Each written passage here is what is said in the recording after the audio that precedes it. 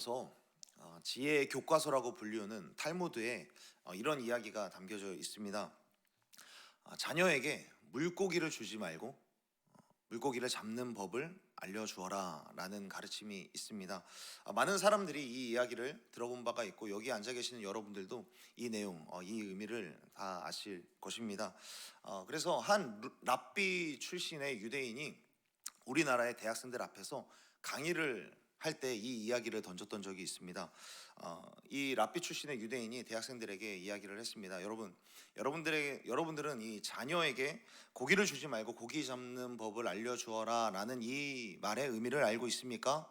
라고 대학생들에게 질문을 했는데 이 대학생들은 손쉽게 이야기를 했습니다. 예, 이 이야기는 자녀에게 돈을 주는 법보다 돈을 버는 방법을 알려주는 것이 중요하고, 또는 자녀에게 답을 알려주기보다는 공부하는 법을 알려주는 것이 중요하다라는 의미입니다 라고 대학생들은 대답을 했습니다. 이 이야기를 듣고 이 라피 출신의 유대인은 크게 웃으면서 이야기를 했습니다. 한국에서 이 이야기를 정말 그렇게 해석한다라고는 내가 들었지만 실제로 들으니 너무 놀랍습니다 라고 이야기를 하면서 계속해서 이야기를 이어가는데, 이 이야기를 해석하는 데에는 그 나라의 정서가 담겨져 있다라고 이야기를 하는 것이죠. 그 나라에서 가장 중요한 가치들을 드러내는 데에 이 문구가 사용된다라는 것입니다. 돈을 주는 것보다 돈 버는 방법을 알려주는 것이 중요하다라는 이 이야기를 하는 것으로 보아서 대한민국이라고 하는 나라는 돈이라고 하는 것, 물질이라고 하는 소원이, 물질을 구하는 그 소원을 굉장히 중요하게 생각을 하고, 또 자녀에게 답을 알려주기보다는 공부하는 법을 알려주어라 라는 말을 하는 것으로 보아서 역시나 대한민국은 교육 강국으로서 교육에 대한 열망이 굉장히 강한 나라라는 것을 잘 알려주는 것입니다 라고 이 라피 출신의 유대인이 이야기를 했습니다. 그렇다면 이 탈무드의 이야기를 유대인들은 어떻게 해석을 할까? 자녀에게 물고기를 주는 것보다 물고기를 잡는 방법을 알려주어라 라는 이 말은, 유대인들은 고기를 잡아서 고기를 주는 아버지보다는 고기를 잡는 추억을 선물하는 아버지가 더 좋은 아버지다라는 의미로 사용을 한다고 합니다.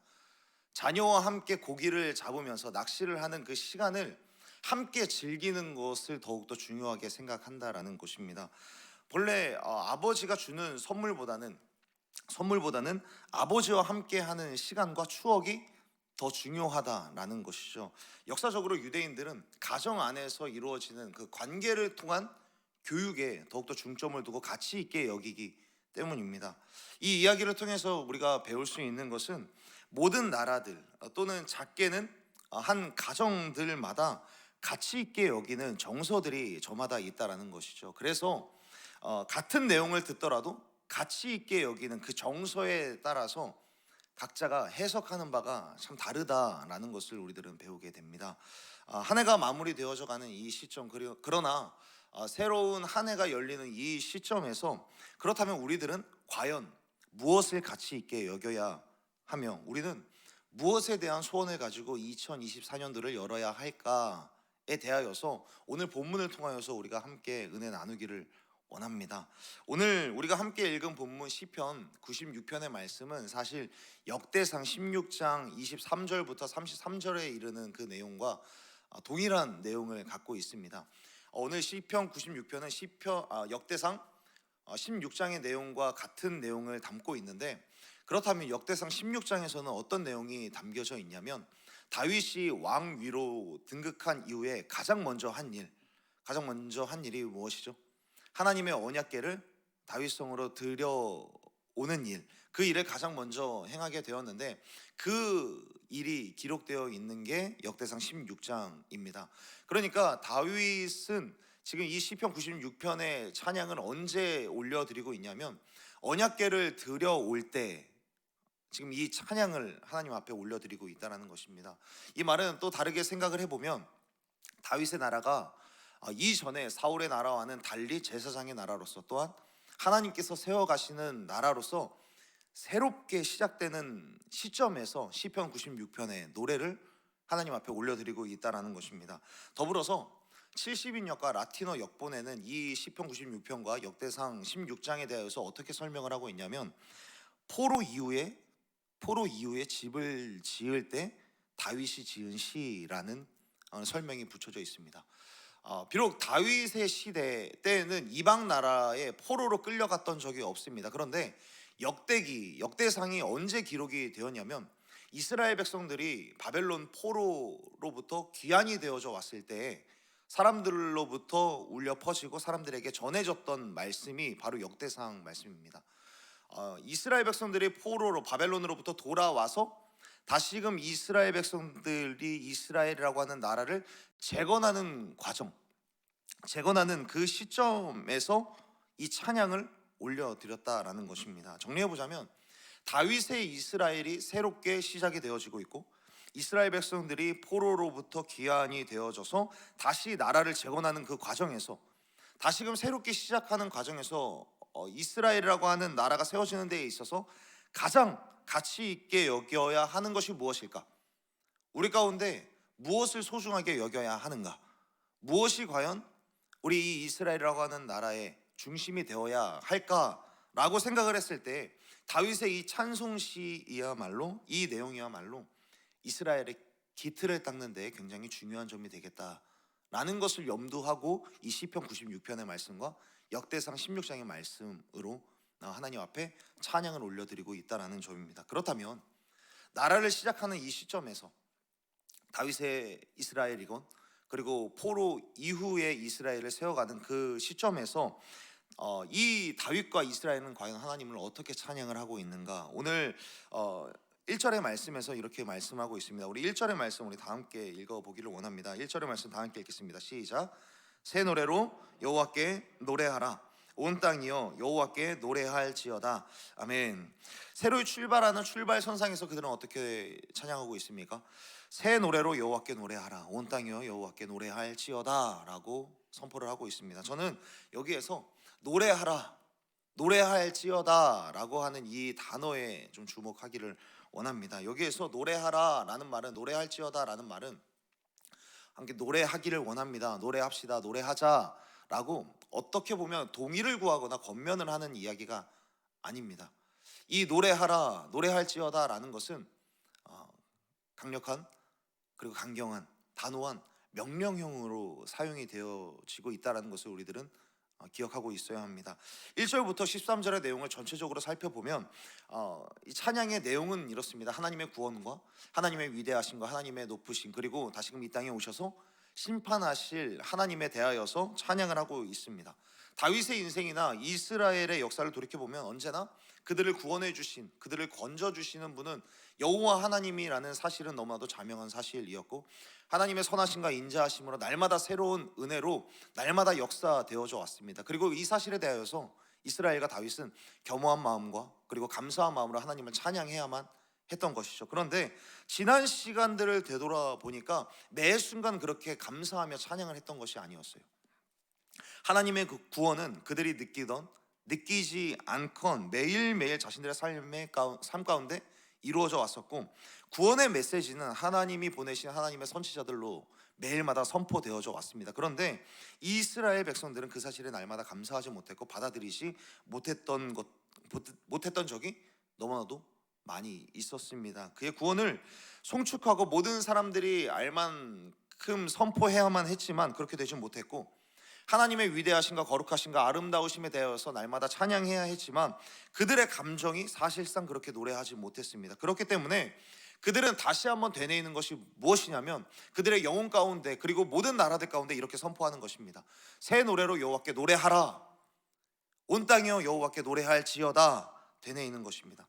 사랑하는 여러분, 성경은 우리 가운데 뭐라고 이야기를 하냐면, 우리에게 찬양하고 우리에게 하나님을 노래하라라고 이야기를 할 때 어떤 상황이든 우리의 감정이 어떠하든지 간에 일이 잘 풀리건 풀리지 않건, 때로는 하나님의 음성이 들리건 들리지 않건, 하나님이 내게 역사해 주시지 않는 것 같다고 느껴질지언정 하나님을 찬양하는 일에 있어서 굉장히 강경하고 단호하게 우리 가운데 말씀합니다. 노래하라, 찬양하라.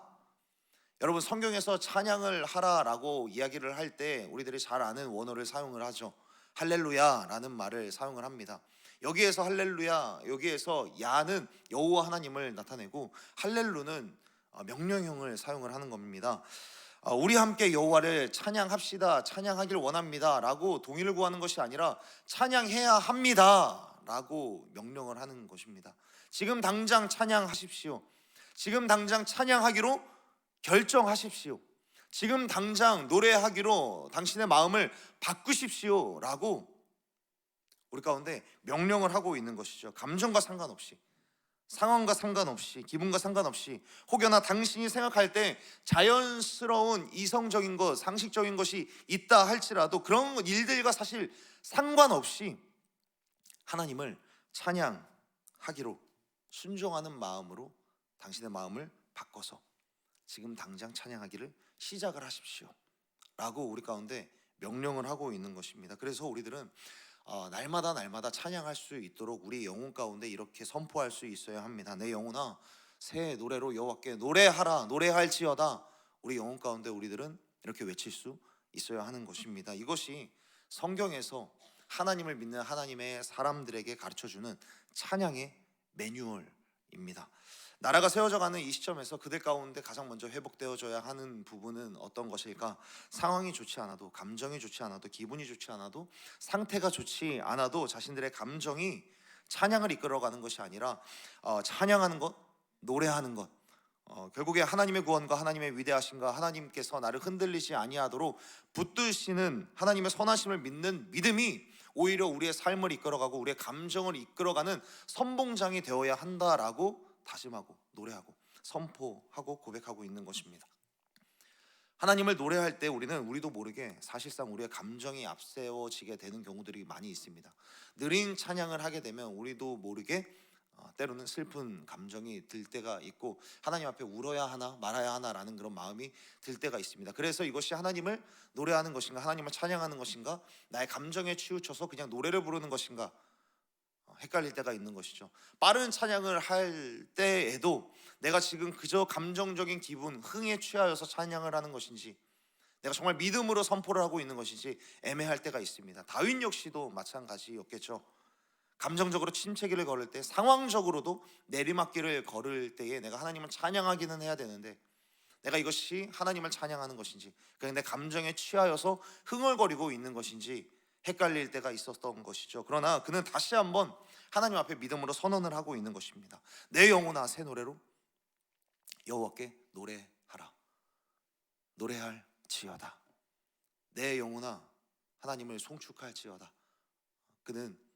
그리고 이스라엘 백성들은 하나님 앞에 다시 한번 이렇게 선언을 하고 있는 것입니다. 사랑하는 여러분, 우리가 이제 2024년도를 앞두고 있는 이 시점에서 우리 하나님께서는 분명히 2024년도에도 우리의 삶 가운데, 우리의 인생 가운데, 우리의 교회 가운데 새로운 일들을 행하실 줄로 믿습니다. 그렇다면 그 지점에서 우리들이 해야 할 것은 무엇인가? 꽃들도, 구름도, 바람도, 넓은 바다도, 온 세계가, 온 땅이 하나님을 찬양하는 이 시점에서, 이 세계 속에서 우리 역시 하나님을 찬양할 수 있는 저와 여러분이 되기를 간절히 소원하고 축복합니다.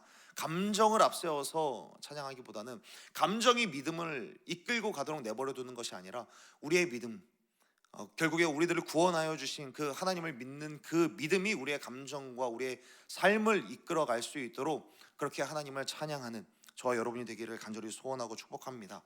때로는 있던 은혜마저 사라져 가는 것처럼 보일 때가 있을 것입니다. 어제 있었던 불기둥과 구름 기둥이 오늘 하루아침에 사라져버리고 오늘 아침에도 내렸던 만나가 갑자기 사라지는 그런 때가 있을지언정, 그러나 구원의 하나님은 여전히 살아계시다라고 찬양할 수 있는 저와 여러분이 되었으면 좋겠습니다. 위대하시고 심판하러 오시는 여호와 하나님은 변함이 없으시고 신실하신 하나님이시다라고 노래할 수 있는 저와 여러분이 되었으면 좋겠습니다.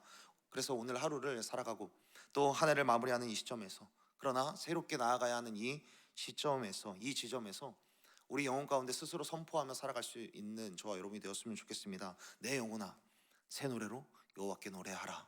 무슨 일을 앞두고도 반드시 이렇게 선포하며 하루를 시작하고 일을 시작하기를 원합니다. 내 영혼아, 새 노래로 여호와를 찬양하라. 하나님을 찬양하는 인생이야말로 우리에게 가장 소중한 가치 있는 것이고 내 평생의 소원으로 여기며 살아가는 저와 여러분이 되기를 간절히 소원하고 축복합니다.